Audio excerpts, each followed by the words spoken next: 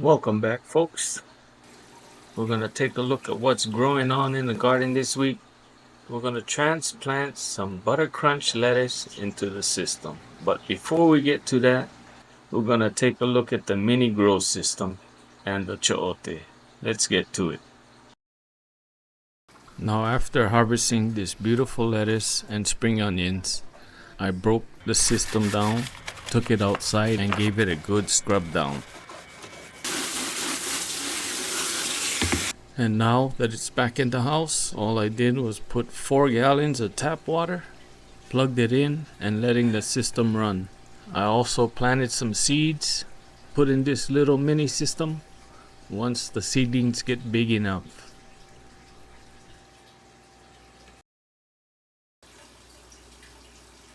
This chayote is not doing well at all. I'll be making some changes to the pH levels and nutrient levels. Stay tuned for that.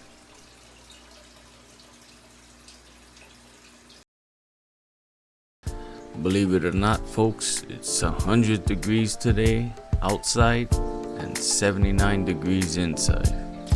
Reservoir temp sitting at 71, pH sitting at 5.8. It's transplant day and we're gonna get these in the system.